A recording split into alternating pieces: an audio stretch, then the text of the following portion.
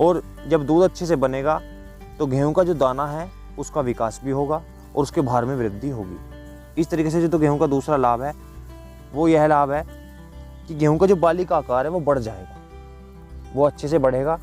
क्योंकि अगर पानी की कमी हो जाती है तो जो बालियों का विकास है वो रुक जाता है।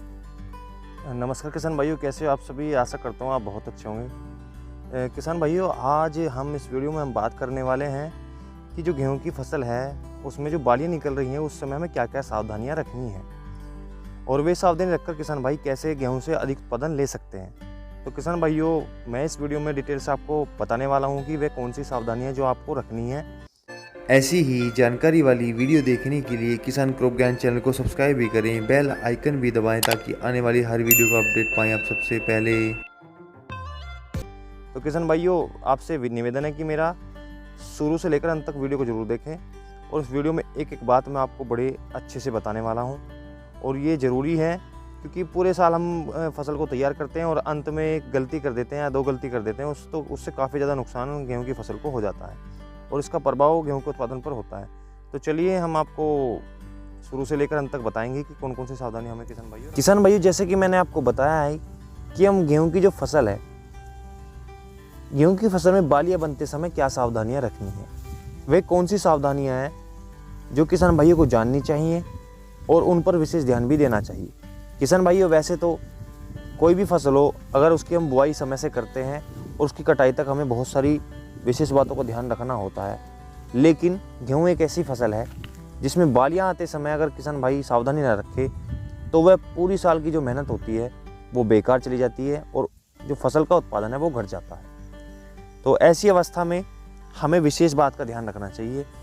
किसान भाइयों, मैं आपको बताना चाहूँगा, जब किसान भाई गेहूं की बुआई करते हैं तो उस समय काफ़ी अच्छी तरीके से पोषक तत्व प्रबंधन खेत में करते हैं, उर्वरक भी काफ़ी अच्छी तरीके से डालते हैं, सिंचाई का भी ध्यान रखते हैं, समय समय से उर्वरक भी डालते हैं। जो गेहूं की बालियाँ निकलने की अवस्था है वह अवस्था सबसे ज़्यादा खास मानी जाती है क्योंकि गेहूं की 4 अवस्था होती हैं किसान भाइयों। ये चारों अवस्था में विशेष ध्यान किसान भाइयों को रखना चाहिए। लेकिन ये जो अवस्था है जिसमें गांठें बनती हैं और बालियाँ निकलती हैं, यही गेहूं के उत्पादन को बढ़ा सकती है और घटा सकती है। हम आपको इसमें बताएंगे कि वे कौन कौन सी अवस्थाओं पर किसान भाइयों को ध्यान रखना चाहिए। किसान भाइयों, सबसे पहले आपको ध्यान रखना है, अपने खेत पर जाकर देख लेना है कि जब बालियाँ निकल रही हैं उस समय खेत में नमी की कमी तो नहीं है। अगर कमी है नमी की तो जल्दी से करके आप एक सिंचाई गेहूँ की फसल में कर दें। इस समय पौधे के अंदर बहुत सारी क्रियाएँ होती हैं और उस समय पौधे को पानी की ज़्यादा आवश्यकता होती है। अगर किसान भाई इस बात का ध्यान रखेंगे और बालियाँ निकलते समय सिंचाई कर देंगे तो उसका काफ़ी ज़्यादा फ़ायदा गेहूं की फसल में हो जाएगा। तो ये मैंने आपको बताया है कि आपको बालियाँ निकलते समय सिंचाई ज़रूर करनी है। अब किसान भाई बात कर लेते हैं इसके लाभ की कि इसके लाभ क्या होंगे। अगर हम सिंचाई गेहूँ में बालियाँ निकलते समय कर देते हैं तो उसके लाभ क्या हो सकते हैं। किसान भाइयों, सबसे पहले मैं बात करूँगा पहले लाभ की। अगर गेहूँ की फसल में बाली निकलते समय आप सिंचाई कर देते हैं तो बालियों के अंदर जो दूध की मात्रा है वो काफ़ी अच्छी तरीके से बनती है और जब दूध अच्छे से बनेगा तो गेहूं का जो दाना है उसका विकास भी होगा और उसके भार में वृद्धि होगी। इस तरीके से जो गेहूं का दूसरा लाभ है वो यह लाभ है कि गेहूं का जो बाली का आकार है वो बढ़ जाएगा, वो अच्छे से बढ़ेगा। क्योंकि अगर पानी की कमी हो जाती है तो जो बालियों का विकास है वो रुक जाता है, साथ में बालियों के अंदर जो दाने बनने हैं और दाने के अंदर जो दूध बनना है वो नहीं बन पाएगा। तो दूसरा लाभ यह है कि अगर सिंचाई समय से किसान भाई कर लेते हैं बालियाँ बनते समय तो उस समय बालियों का विकास भी हो जाएगा और साथ में जो बालियों के अंदर दूध है वो भी अच्छे से बनना शुरू हो जाएगा।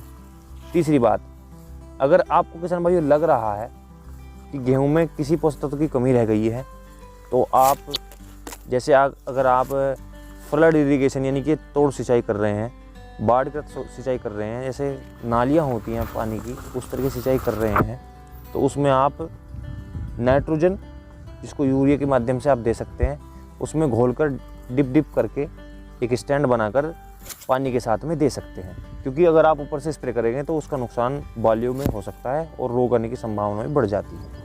तो किसान भाइयों, अगर आपको लग रहा है कि उर्वरक की कमी आपको खेत में दिख रही है, पत्तियों पर दिख रही है, तो आप यूरिया को या NPK को घोल के माध्यम से दे सकते हैं। अब किसान भाई मैं आपको बता देता हूँ कि आपको कितनी मात्रा इसमें देनी है। अगर किसान भाई यूरिया की जो लिक्विड बोतल है उसका प्रयोग कर रहे हैं तो उसकी 2 से 4 ml प्रति लीटर के हिसाब से घोल बनाकर आप दे सकते हैं।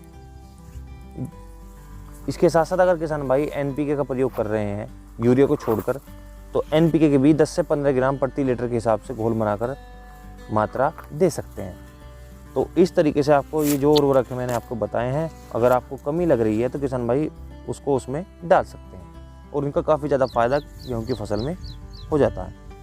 किसान भाइयों, ये कुछ विशेष सावधानियाँ आपको रखनी है और ये जो लाभ मैंने आपको बताए हैं काफ़ी अच्छे लाभ गेहूँ की फसल में देखने को मिलेंगे।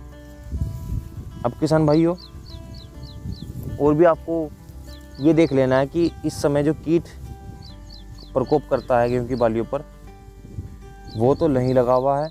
वैसे क्योंकि मौसम साफ़ सुथरा रहता है तो कीट आने की संभावना बहुत कम हो जाती है। तो कीट व्याधियों का भी यहाँ आपको ध्यान रखना है और जो आपको दिख रहा है कि कीट व्याधियाँ आ गई हैं तो उसका भी आप रोग निदान या कीट नियंत्रण कर सकते हैं। इस तरीके से आप गेहूं की फसल से अच्छा उत्पादन ले सकते हैं। किसान भाइयों, ये वीडियो आपको कैसी लगी आप हमें कमेंट के माध्यम से ज़रूर बताएं और हो सके तो वीडियो को लाइक करें, चैनल को सब्सक्राइब कर लें और बेल आइकन घंटी को ज़रूर दबा लें।